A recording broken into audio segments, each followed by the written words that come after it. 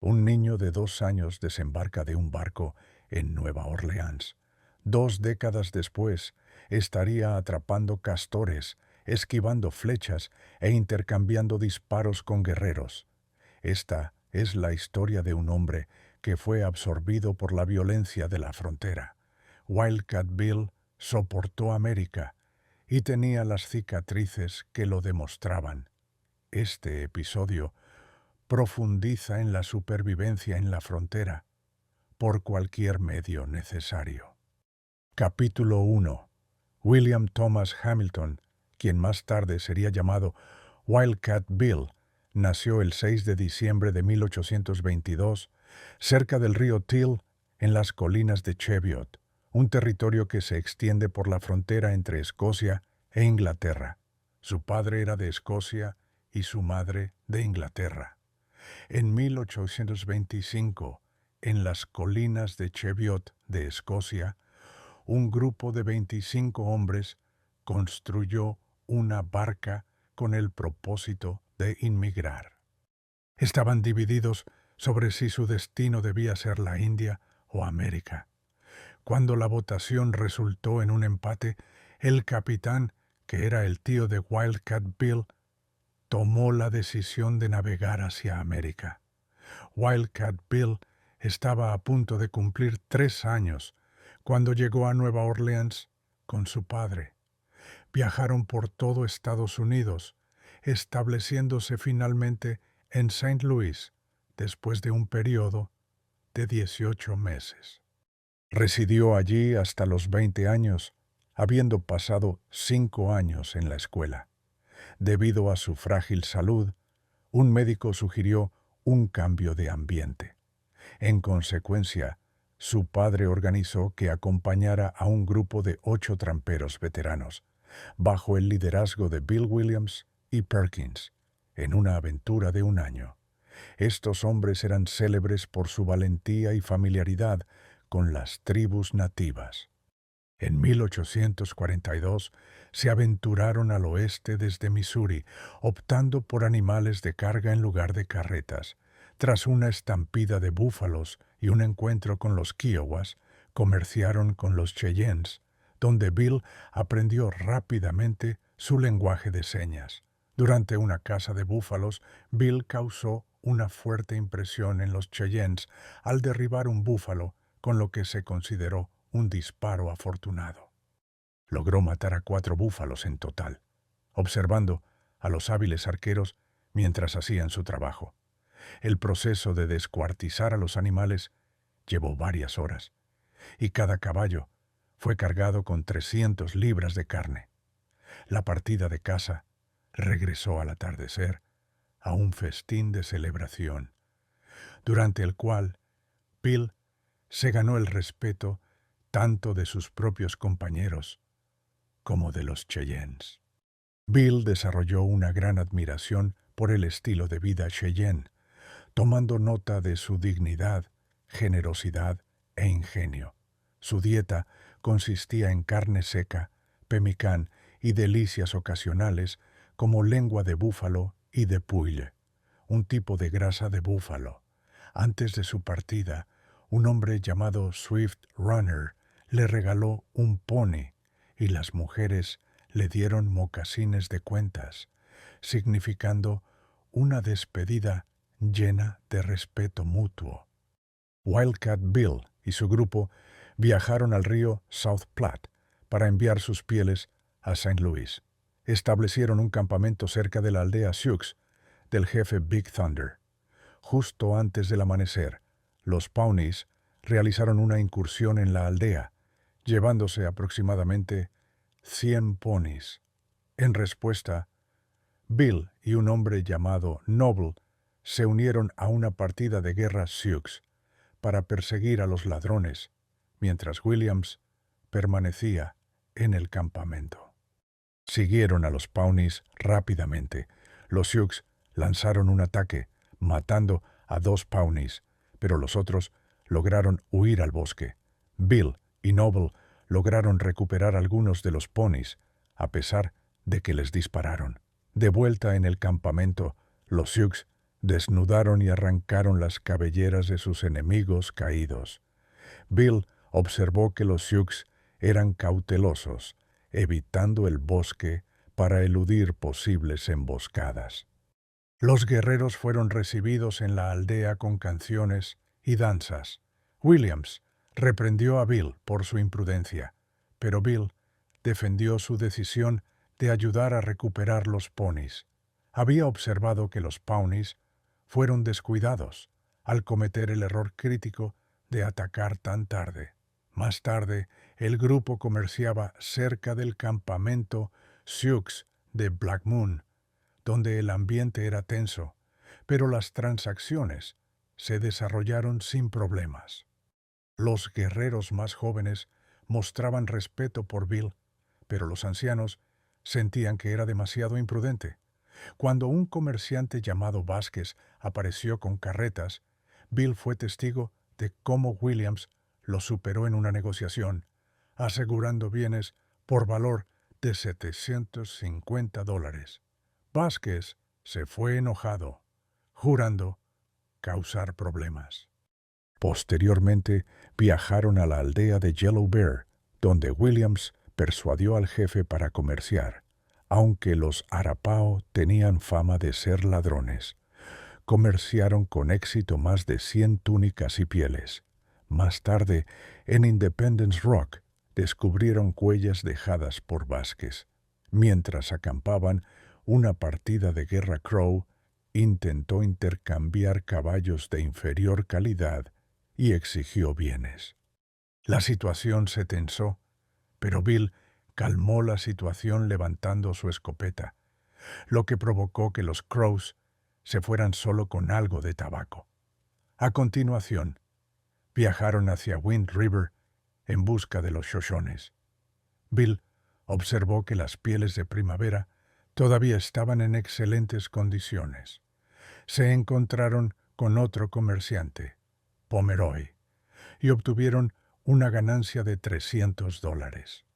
Fue durante este periodo que Bill llegó a comprender que el engaño era una estrategia frecuente en el comercio. Más tarde, cerca del río Little Wind, detectaron señales de peligro y establecieron un campamento, anticipando un encuentro con los Blackfeet. A las 4:00 a.m., Wildcat Bill y sus compañeros fueron emboscados. Evans y Russell mataron inmediatamente a 2 de los asaltantes. Respondieron en la oscuridad, mientras los atacantes disparaban a los fogonazos de sus rifles. Los atacantes, finalmente, se retiraron, pero continuaron disparando hasta el amanecer. Los nativos hicieron un intento fallido de recuperar a sus muertos. 3 fueron asesinados y Bill reclamó su primera cabellera, una práctica común entre los tramperos para intimidar a sus enemigos. Después de la escaramuza, siguieron un rastro de sangre durante 5 millas y descubrieron a los atacantes tratando de escapar con 2 heridos. Williams los interceptó y el conflicto se trasladó a un matorral de sauces. Dockett recibió un disparo. Bill y Noble se movieron para flanquear el bosquecillo junto a Williams. Williams disparó a 3 Blackfeet que huían. Luego persiguió y mató a 3 más, incluido su líder. Le ordenó a Bill que tomara una cabellera, lo que marcó formalmente la iniciación de Bill en sus filas. Con 5 Blackfeet todavía ocultos entre los sauces, la mayoría habría cesado la persecución. Pero Williams insistió. Evans y Russell se ofrecieron a flanquear a los atacantes restantes. La lucha concluyó rápidamente. Descubrieron equipo que había sido robado de una partida de tramperos que los Blackfeet habían atacado previamente. De vuelta en el campamento, Perkins elogió a Williams, quien, a su vez, dio crédito a todo el grupo. Los hombres eran una unidad unida y leal. Comieron y luego inspeccionaron sus trampas. Fue en esta noche que Bill aprendió más sobre la captura de animales y el proceso de desollar pieles. Posteriormente, se trasladaron a las montañas Owl Creek, donde construyeron un campamento. 4 días después, fueron recibidos por 9 exploradores Shoshone que trajeron información sobre partidas de guerra Blackfeet en la zona. Los Shoshones ofrecieron seguridad, y Williams envió 2 cabelleras con ellos junto con un mensaje. Al día siguiente, llegó Washakie, el jefe Shoshone. Después de un festín, los Shoshones intercambiaron mocasines, pieles y otros artículos. Bill cambió una cabellera por un caballo. Era tenido en alta estima por los Shoshones, quienes estaban impresionados por su dominio del lenguaje de señas. El comercio continuó hasta el anochecer. Williams pagó a sus hombres en efectivo, sin tomar ninguna comisión para sí mismo. Esa noche, los Shoshones hicieron guardia, vigilantes por los Kalispels, que eran conocidos asaltantes. Mientras los Shoshones danzaban y cantaban canciones de guerra, Williams y Perkins convocaron un consejo. A los Shoshones les era indiferente quién había tomado las cabelleras, siempre y cuando los fallecidos fueran sus enemigos. Al día siguiente, Washakie ordenó a su gente que comerciara de manera justa, y ellos cumplieron. Se enviaron 2 equipos de exploración, uno para cazar y el otro para vigilar el peligro. Uno de los grupos se encontró con 3 tramperos que habían sobrevivido a un asalto de los Blackfeet, aunque 2 de sus camaradas habían sido asesinados. Los supervivientes lograron salvar 6 caballos e informaron que los Blackfeet habían robado 5 caballos y 2 rifles que Williams recuperó más tarde. Los supervivientes, un hombre de Kentucky, un escocés y un francés, se unieron a los Shoshones para protegerse.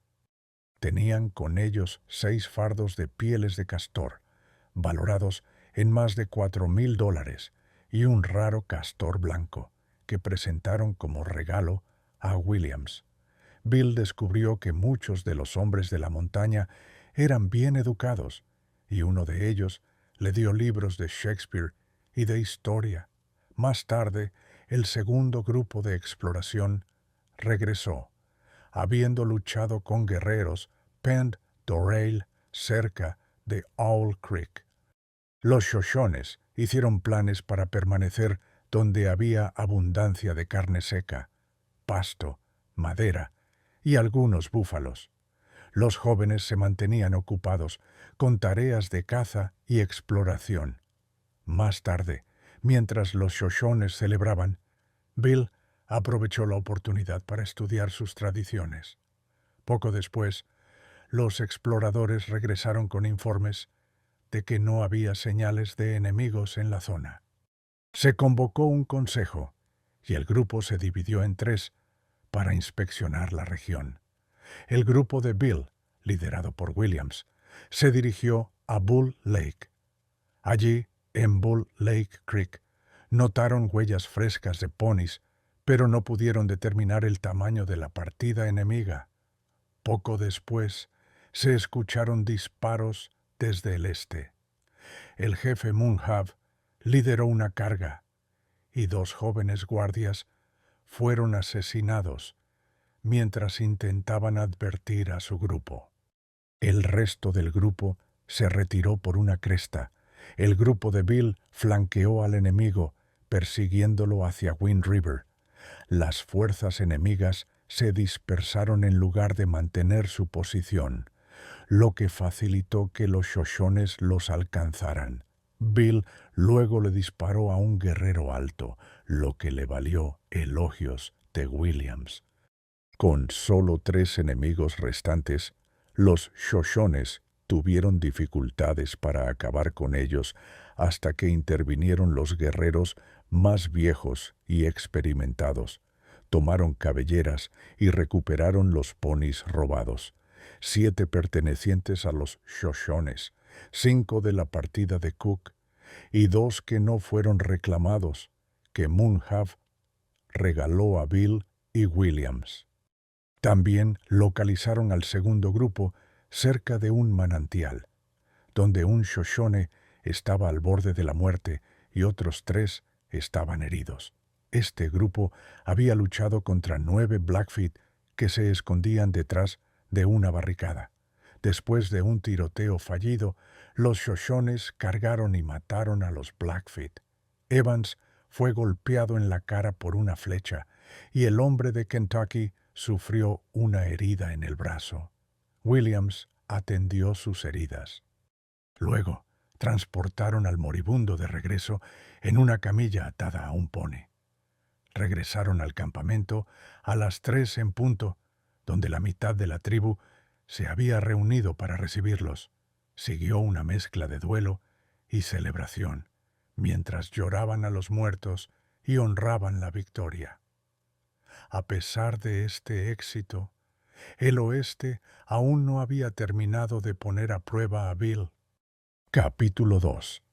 Wildcat Bill y sus compañeros descubrieron 2 cabelleras en los sacos de guerra que identificaron como pertenecientes a los antiguos socios de Cook. El caballo de Bill, Runner, resultó herido, pero se recuperó con la ayuda de Williams.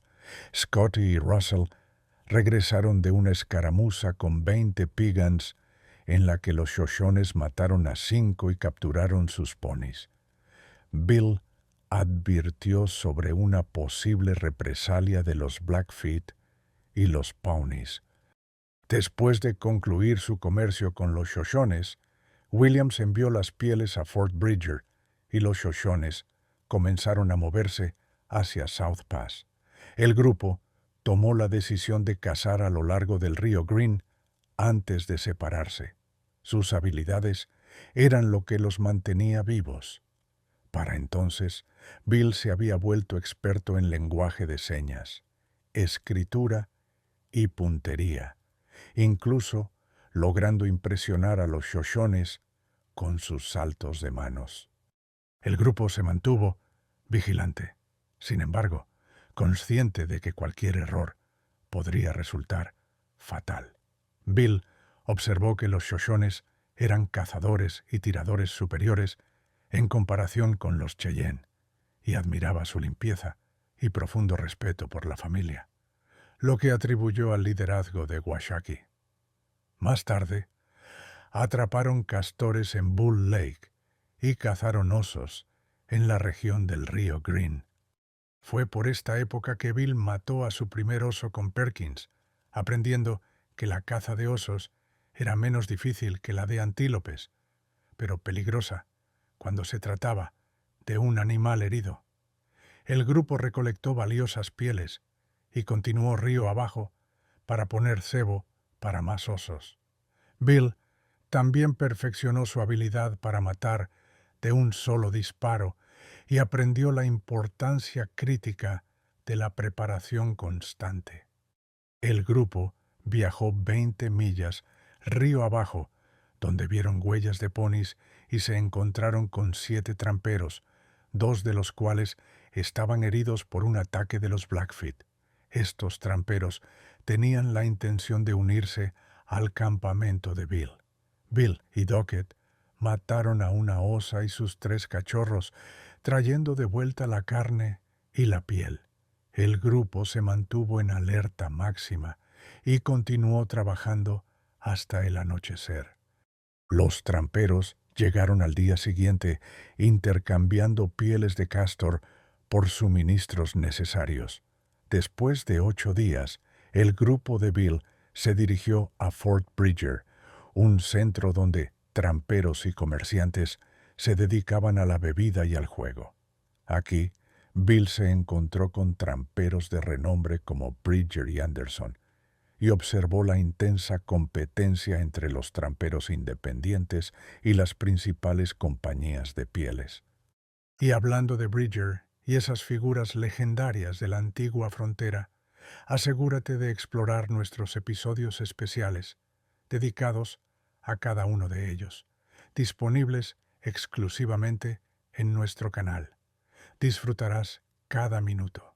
Mientras tanto, en Fort Bridger, Bill observó cómo Williams negociaba con la Northwest Fur Company y gestionaba el comercio del grupo, asegurando $1,000 en efectivo y bienes nativos.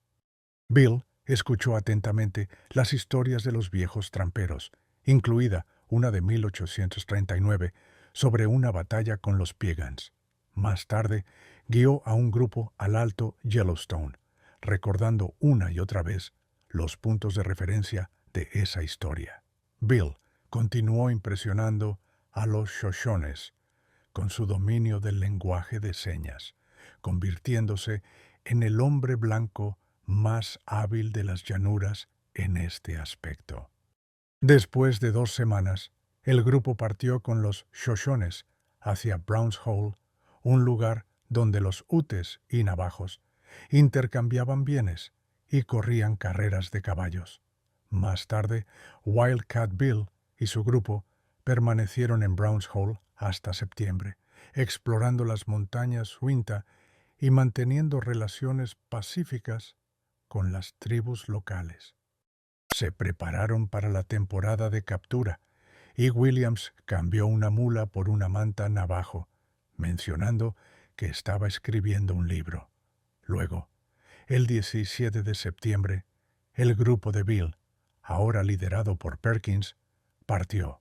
Se encontraron con una tribu hostil en el río Weber, pero lograron evitar cualquier conflicto.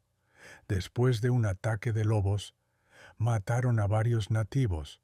Posteriormente, hicieron las paces y reanudaron sus actividades de captura. También se encontraron con otras tribus en su viaje, incluidos los Bannocks y Paiutes, y regresaron a Browns Hole en noviembre. En enero, una fuerte tormenta dispersó sus caballos, lo que provocó una partida de búsqueda que localizó y mató a 11 Blackfeet, recuperando 115 caballos en el proceso. En la primavera, Bill se unió a una expedición hacia el oeste, donde se encontraron con situaciones tensas con los Bannocks. Después de un feroz enfrentamiento en Cottonwood Creek, capturaron 60 ponis y tomaron cabelleras, pero sufrieron la pérdida de un hombre. También conocieron a la tribu Umatilla y comerciaron pieles antes de continuar su viaje hacia el oeste, al valle de Tig, donde comerciaron en un puesto de la Hudson's Bay Company. Después, el grupo regresó al río de Chutes y luego atrapó a lo largo del río Rush. Las tormentas de nieve los obligaron a acercarse a la cordillera de la sierra, donde construyeron un corral cerca del gran lago Klamath. Hicieron caso omiso de una advertencia del jefe Lilex sobre los Modocs y, como era de esperar, fueron atacados. Tras una feroz batalla, mataron a 15 Modocs y lograron contener al resto. Luego se dirigieron al este, hacia la Sierra Nevada, pasando por el lugar de una masacre antes de continuar su viaje. En el verano de 1844, el grupo de Bill acampó en Clear Lake y en el valle de Honey Lake. Allí comerciaron con los nativos locales, pero la situación se volvió tensa cuando los nativos comenzaron a robarles. Después de que 5 fueran asesinados mientras intentaban colarse en el campamento, los tramperos cremaron sus cuerpos como un severo mensaje. El grupo decidió entonces dirigirse hacia Carson City en busca de mejores perspectivas de pieles. Pasaron Pyramid Lake, donde se encontraron con paiutes que hablaban Shoshone, y acamparon en el río Truckee, que era abundante en caza.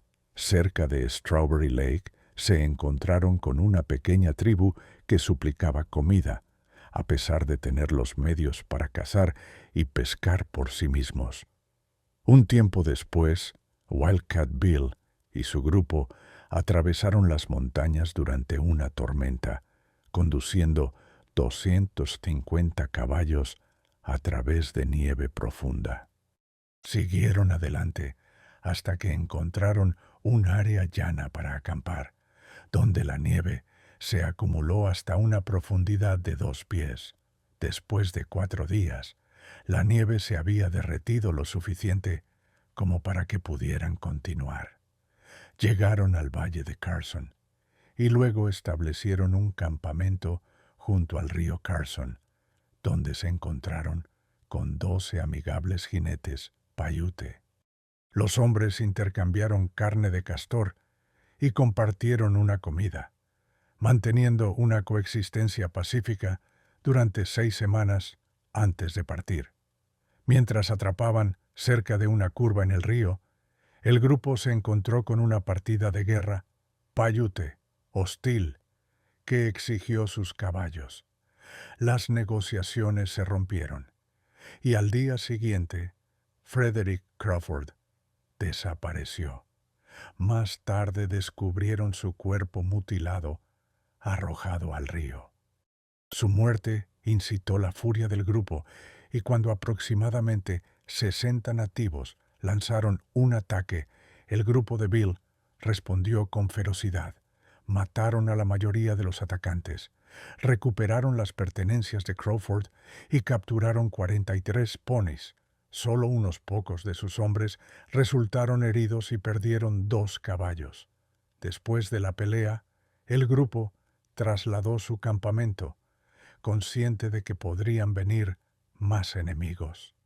Lo crucial, sin embargo, era que la muerte de Crawford había sido vengada. El grupo de Wildcat Bill llegó al valle de Thousand Spring después del anochecer y partió al amanecer. En el río Raft encontraron a 7 tramperos hambrientos de la Hudson's Bay Company que habían perdido sus caballos. El grupo de Bill les proporcionó comida y ponis y les advirtió sobre el posible regreso de los Blackfeet. Atraparon a lo largo de los ríos Bear y Green, tomando un descanso de 3 días en Hot Springs. Más tarde, ayudaron a 4 hombres de la Northwestern Fur Company, dándoles ponis después de que los suyos fueran tomados por los Blackfeet. Una vez que terminó la temporada de captura, el grupo de Bill se encontró con una caravana de mormones, vendió sus pieles y comenzó su viaje a casa. Posteriormente, fueron contratados para guiar a un grupo a las montañas Big Horn, donde fueron emboscados por los Blackfeet.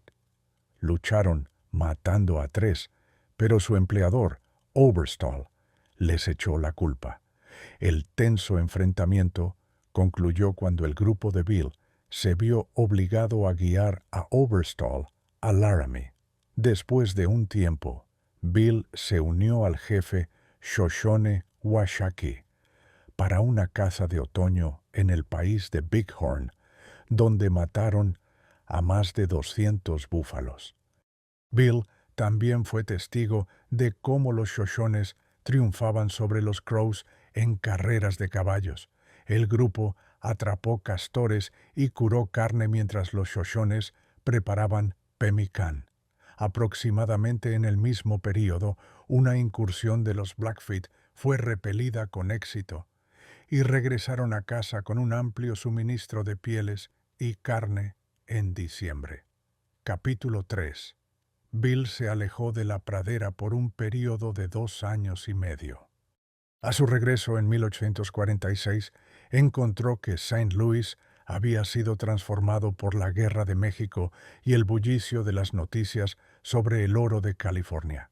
Luego, en 1849, Bill guió una caravana de inmigrantes con destino a Oregón, defendiéndola de un ataque Pawnee. Se encontraron con los Cheyennes en Ash Hollow y continuaron su viaje en paz. De camino a Fort Bridger, Bill pasó caravanas que se dirigían a Oregón y a un grupo de mormones. En Browns Hole se reunió con sus socios, También fue durante este tiempo que la fiebre del oro comenzó a apoderarse de ellos, y los tramperos tomaron la decisión de dirigirse a California. Bill y Perkins guiaron una expedición de caza para 3 hombres del este.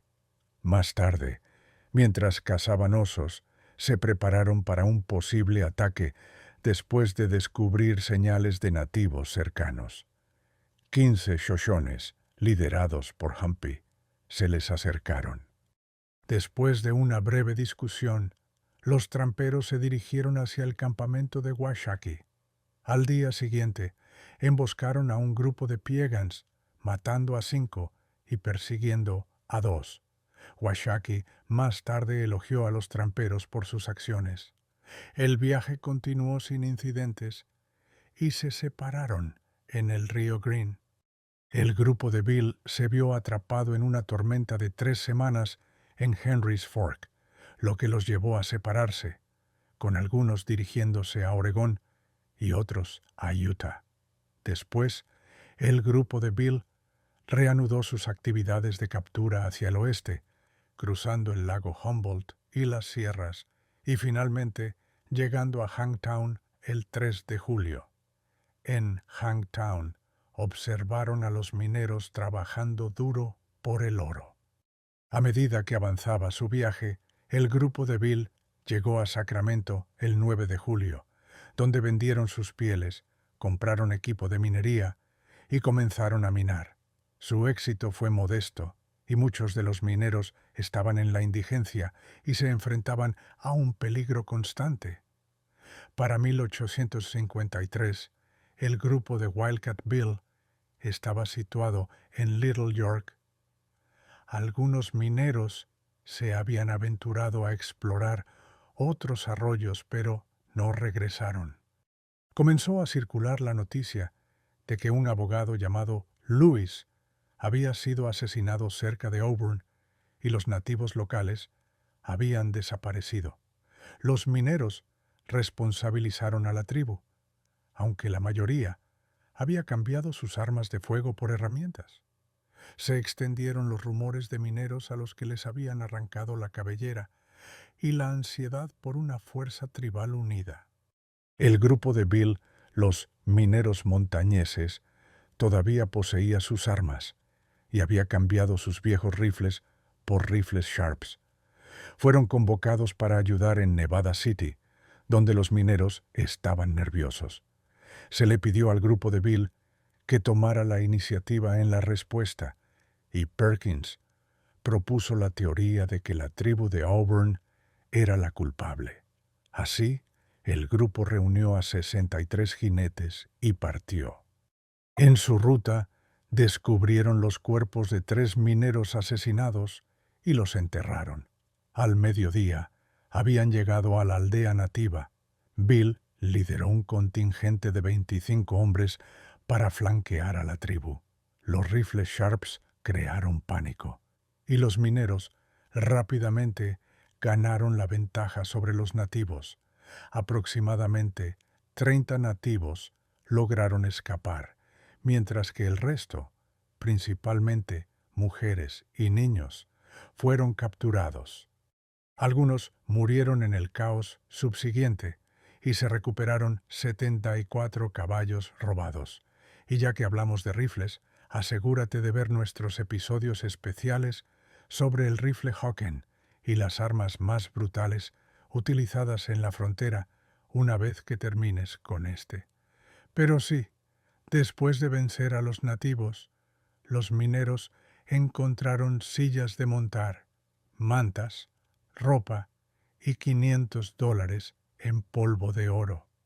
Incendiaron las chozas y tomaron las cabelleras de los muertos, aunque algunos de los hombres querían matar a las mujeres y los niños, los tramperos lograron convencerlos de lo contrario. Así que dejaron a los cautivos con vida, se llevaron a los heridos y regresaron al lago. A su llegada a Blue Canyon, fueron recibidos con vítores por un centenar de hombres en Nevada City. La ciudad celebró su victoria. El alcalde, Exhibió la cabellera del abogado Lewis y el ambiente cambió. Se consideró que se había hecho justicia, aunque algunos ministros condenaron a los mineros como salvajes. Al día siguiente, vendieron los caballos y usaron el dinero para cuidar a los heridos. Esa noche, llegaron noticias de otra masacre y se hizo un llamado a voluntarios para tomar represalias. Y así, el intercambio de balas estaba lejos de terminar. Capítulo 4. Wildcat Bill y sus hombres regresaron a Little York después de derrotar a la banda de Auburn y luego se dirigieron a Hangtown para buscar ayuda. Se unieron a un grupo de 60 voluntarios y se enfrentaron a 150 nativos armados en el lago Bigelow. Los hombres de Bill ejecutaron una maniobra de flanqueo sobre el enemigo y ganaron la ventaja con la ayuda de veteranos de la Guerra de México que evitaron una catástrofe. Al final, 2 jefes nativos fueron asesinados y los nativos se retiraron después de perder su impulso. Más tarde, el grupo de Bill persiguió a un tren de carga de 65 nativos más, quemó su aldea y recogió sus suministros. Regresaron cuando su capitán decidió que no era necesaria una mayor persecución. Los voluntarios eran valientes pero carecían de experiencia, y 8 de los hombres de Bill perdieron la vida. Después, el grupo de Bill respondió a la masacre de Trinity, derrotando a los Tarheads. Permanecieron en la zona hasta 1855, lo que puso fin a la Guerra del Río Rogue. Luego, en 1856, lucharon en la Guerra Modoc y posteriormente cazaron a los nativos del río Pitt.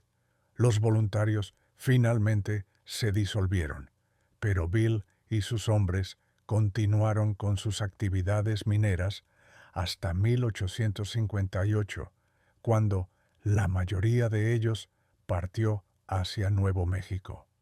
Bill y Russell luego aceptaron el trabajo de guiar trenes de carga a Dallas, Oregón, donde causaron una fuerte impresión en los oficiales militares con sus habilidades. Fueron contratados como exploradores por el coronel Wright, que se preparaba para una guerra contra tribus hostiles. Bill y un guía mestizo llamado Mackay se infiltraron en una aldea Klickitat, donde se enteraron de un consejo tribal que planeaba una emboscada, e informaron de esto a Wright. Wright lanzó un ataque con 1000 soldados y exploradores Nez Perce, capturando a 9 jefes. Bill y Mackay regresaron al fuerte después de 6 semanas. A Bill se le encargó más tarde investigar los rumores de una alianza tribal que se estaba formando al este de las Rocallosas. Él y Mackay viajaron a través de territorios hostiles, acamparon cerca del sitio actual de Missoula y observaron numerosos senderos nativos. Fue aquí donde Bill comenzó a considerar la idea de establecer un puesto comercial. Más tarde, regresaron para informar de sus hallazgos a Wright, quien elogió a Bill por su trabajo. Bill, finalmente, tomó la decisión de construir el puesto comercial en Montana. En 1864 se mudó a Fort Benton, donde sirvió como sheriff y marshal adjunto de los UU. En 1869 se trasladó al valle de Yellowstone para establecer otro puesto. Por esta época, las tensiones con los Sioux, Arapaho y Cheyenne estaban aumentando. En 1874 participó en una expedición por el río Yellowstone. Se involucraron en varias escaramuzas, incluido un gran enfrentamiento en Grass Lodge, donde fueron atacados por 1500 nativos. Este evento sirvió como catalizador para la guerra de 1876, que resultó en la muerte de Custer. Bill más tarde se convirtió en explorador para el General Crook, luchando contra los Sioux y Cheyenne en las montañas Wolf. Perdieron 13 hombres, pero lograron retirarse a Goose Creek. La unidad de Bill persiguió a Crazy Horse, capturó una aldea Sioux y tomó prisionero al jefe American Horse. Las tropas, que estaban al borde de la inanición, recibieron suministros en Whitewood Creek y luego se dirigieron a Custer City y Camp Robinson, capturando a más nativos en su ruta, y fue en este punto que Wildcat Bill finalmente decidió establecerse. En sus propias palabras, en Fort Laramie renuncié y regresé al valle de Yellowstone. Me establecí en Columbus, Montana, entonces conocido como Stillwater. A los 82 años estoy sano y todavía puedo disfrutar y apreciar las maravillosas bellezas de la naturaleza.